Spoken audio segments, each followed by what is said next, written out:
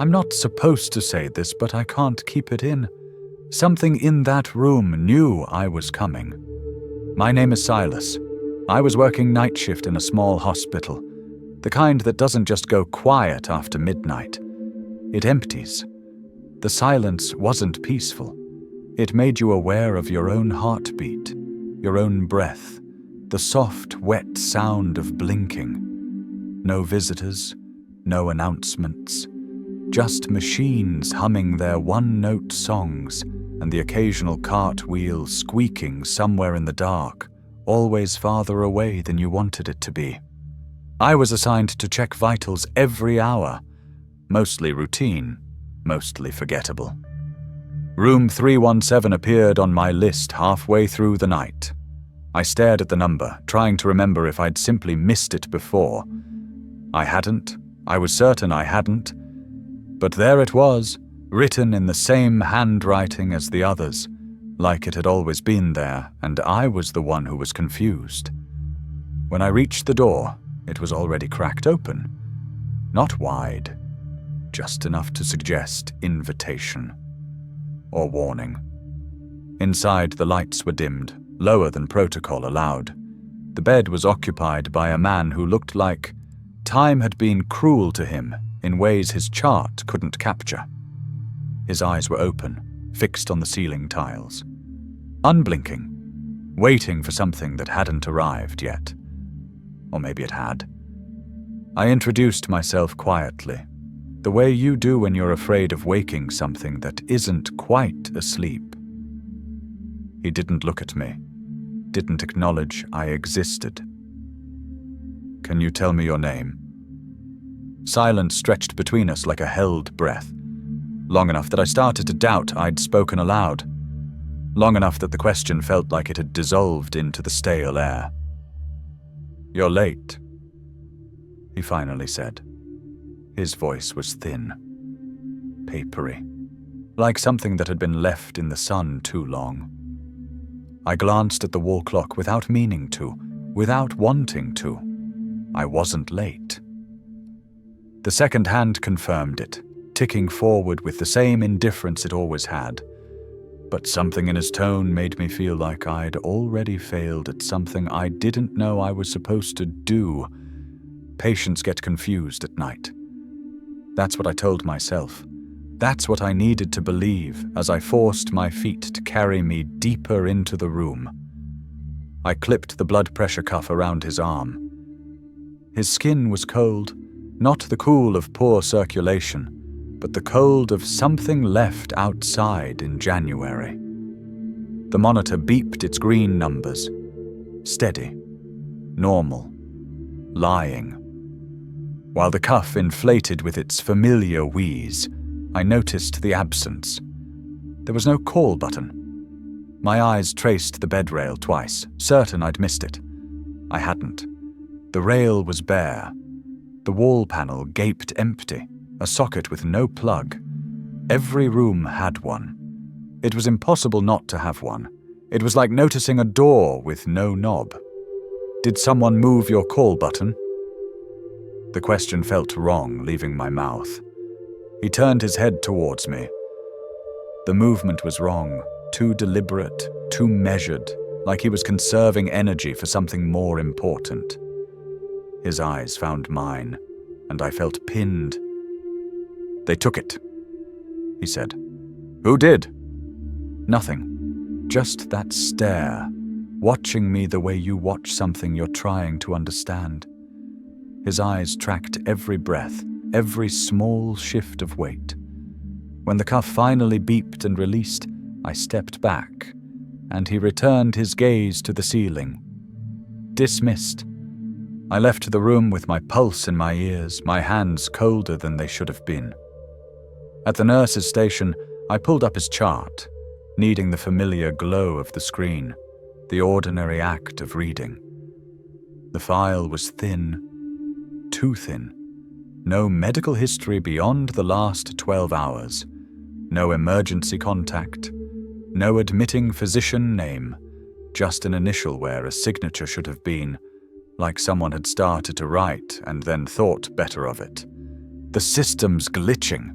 I needed it to be glitching. Around 1:30 a.m., I started my next round. My feet moved on autopilot, muscle memory carrying me through the routine. When I reached room 317, I stopped. The door was closed. I was certain I'd left it open, wasn't I? When I pushed, there was resistance, not a lock, but pressure. Like someone on the other side had been leaning against it, holding it shut before finally letting go. The man was sitting upright, not slouched, not propped by pillows. Sitting ramrod straight, hands folded in his lap with the precision of someone posing for a portrait. Staring directly at me, like he'd been counting the seconds until I returned. "You shouldn't sit up without assistance," I said, my voice distant, like it belonged to someone who still believed this was normal. "I know," he replied, stronger now, clearer, alert. His IV line ran off the side of the bed and vanished into nothing. No bag, no pump, just a line feeding empty air. My hand reached for it automatically. "Don't," he warned. The word cracked through the room with real panic. "They'll know," he added, quieter, urgent. "Who will?" He swallowed. "The ones who come in when it's quiet." I forced something like a laugh, hollow and unconvincing. "It's just staff tonight." His eyes slid past me, toward the hallway, toward something I couldn't see. "That's what you think?" I finished the check with shaking hands and left, walking too fast, not quite running. At the station, I asked the charge nurse about room 317. Empty. It hadn't had a patient since yesterday morning. I went back anyway. The room was dark, empty, the bed made with hospital corners, tight and perfect. No equipment, no monitors, no sign of life, except the pillow.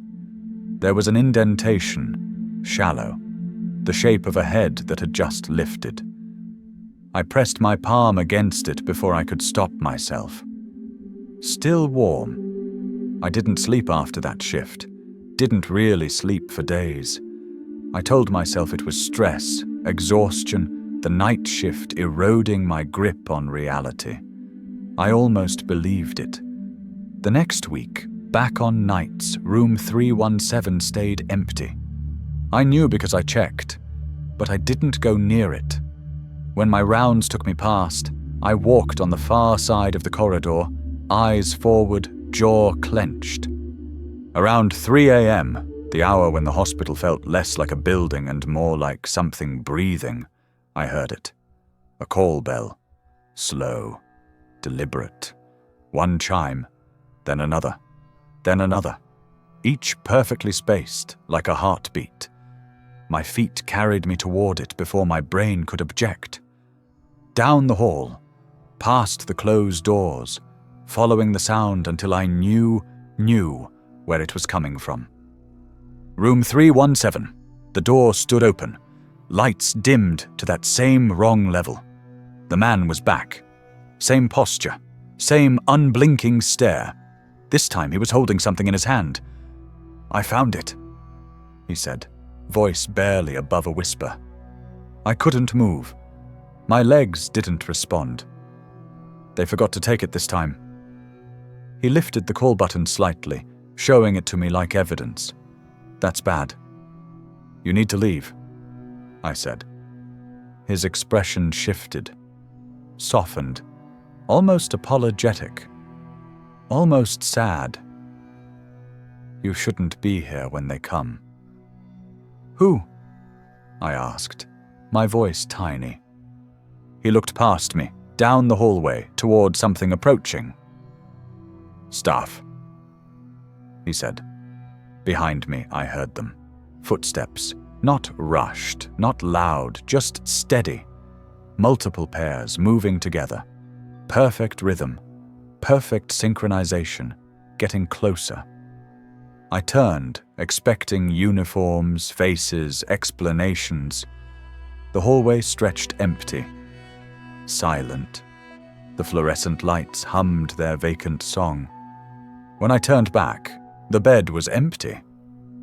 The call button lay in the center of the mattress, cord coiled with the same precision as his folded hands. I quit night shifts a month later. Didn't give a reason. Didn't need to. Years later, I ran into someone who used to work admissions at that hospital. I mentioned room 317 casually, testing. She went quiet.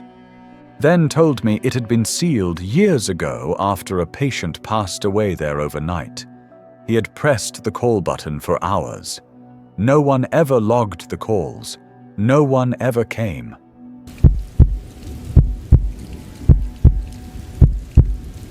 I wish I had trusted my instincts and walked away. If something ever feels too quiet in a hospital at night, leave before it notices you. My name is Rowan. I was covering the ICU night shift at a mid-sized hospital. The kind of place where the halls always smelled faintly of antiseptic and something else you couldn't name. The fluorescent lights buzzed in a way that made your teeth ache if you listened too long. Most nights were routine, monitoring vitals, administering meds, charting notes in the blue glow of computer screens, muscle memory, autopilot. But this night, something felt off the moment I walked in. Not wrong exactly, just tilted. Like the floor had shifted 1 degree and I was the only one who noticed. It started with a new patient in bed 5. The chart was almost blank, except for the admission time, 11:45 p.m. That's late. Too late for post-op observation. And no one on staff had seen him arrive. He was just there. The privacy curtain was fully drawn. The small occupied sign clipped to the bed frame was missing. I approached slowly, shoes squeaking on the linoleum. I checked his vitals first, perfectly normal. Heart rate steady. Blood pressure textbook. Oxygen saturation exactly where it should be. Green numbers glowing, but they felt like lies. "How's your pain?" I asked. No answer. The silence swallowed my words. I cleared my throat, louder. "Can you rate your pain? 1 to 10? Still nothing. His body was completely rigid, not the relaxed stillness of sleep. The frozen stillness of someone listening, waiting. "Can you hear me?"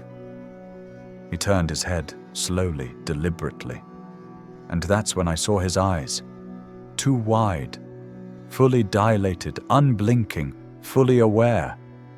Aware of me. "They come here at night," he whispered. The words crawled up my spine. "Who?" He didn't answer. His gaze slid past me toward the doorway behind my shoulder. I felt the need to look. I turned. Nothing. Just the humming machines and quiet, but the quiet had changed. It had weight. I made a note in the chart, patient alert but non-responsive verbally.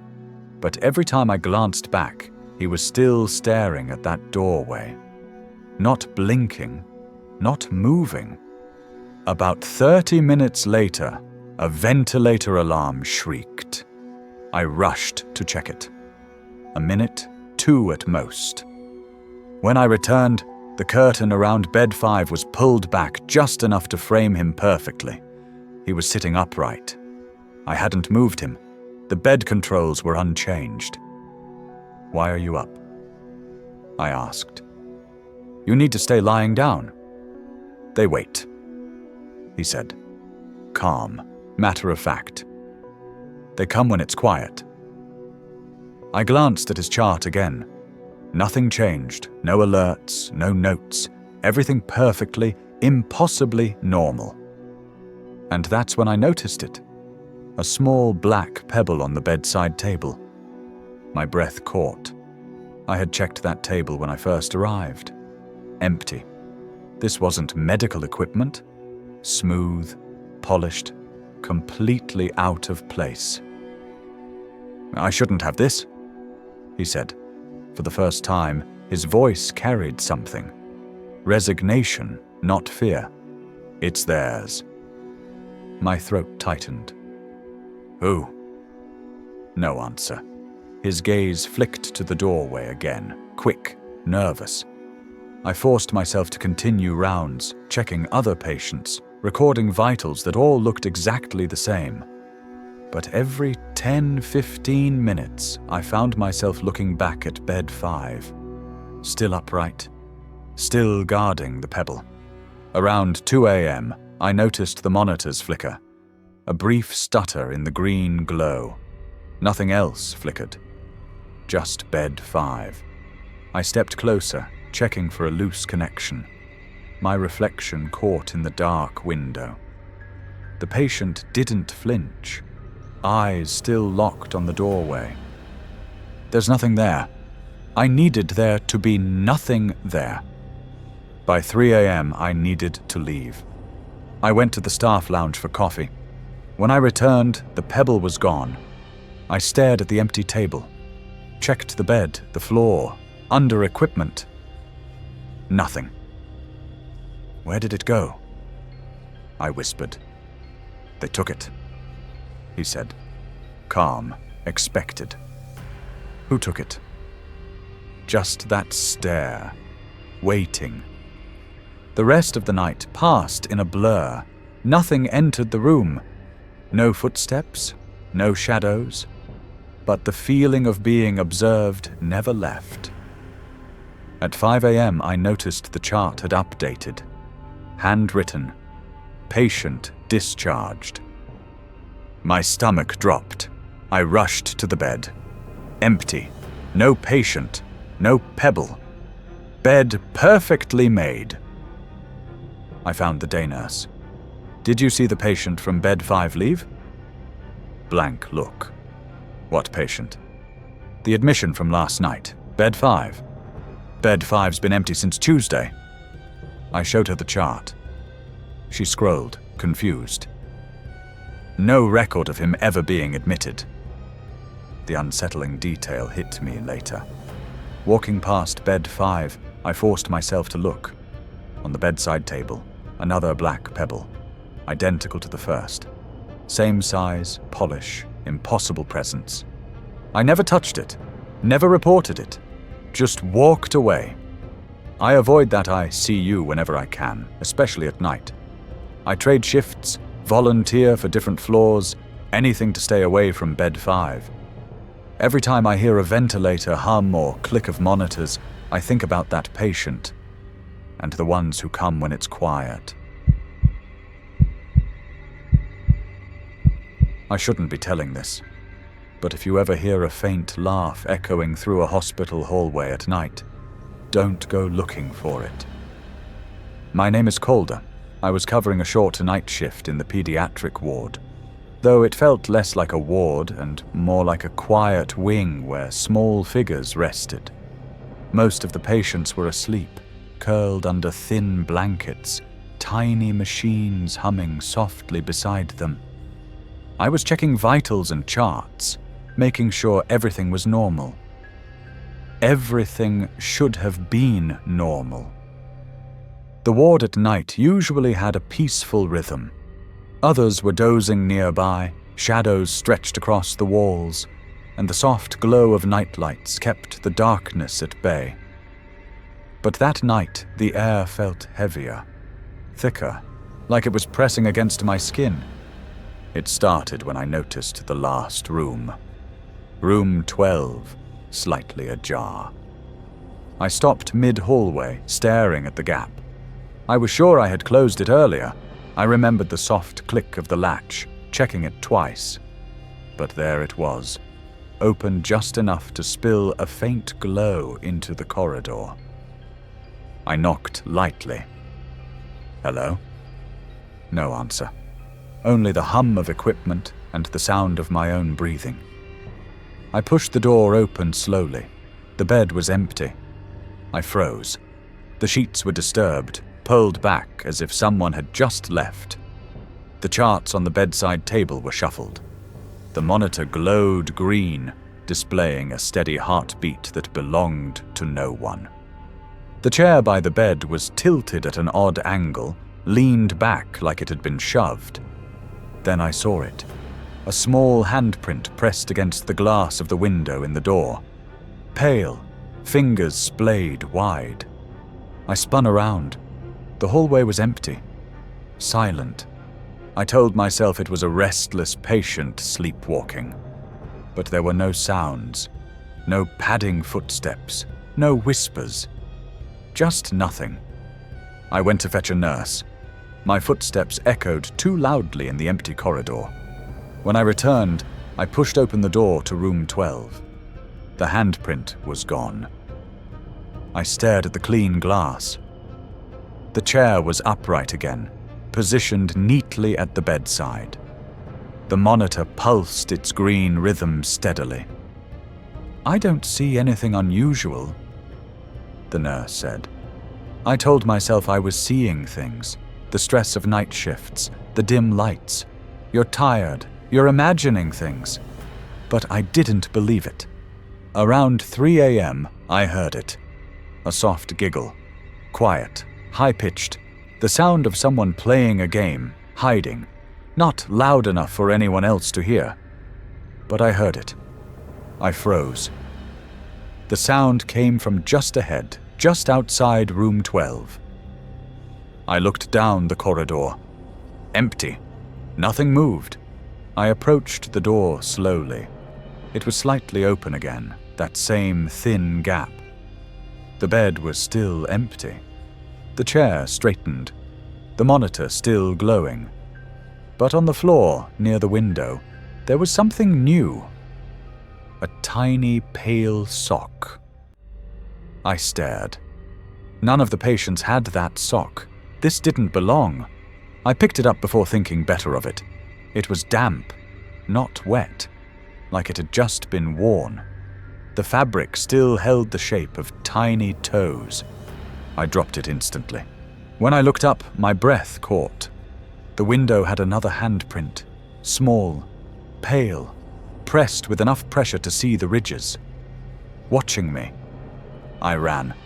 I called security. 2 men arrived quickly with flashlights and calm voices. We checked the room together. Nothing. No sock, no handprint, floor clean, glass pristine. Maybe head home early, one suggested kindly. I left the shift early, walked quickly through the corridors, feeling unseen eyes on my back. Even months later, I can't forget that small handprint. Sometimes when I pass windows at night, I feel it. A presence pressing, tiny fingers splayed, watching. The ward still uses room 12. Every new nurse starting nights gets the same quiet orientation. Whatever you do, don't wipe the window clean after your first round. Leave the handprint. It gets lonely if you don't. She says it as casually as reminding someone to restock linens, then smiles the small automatic smile that ends the conversation.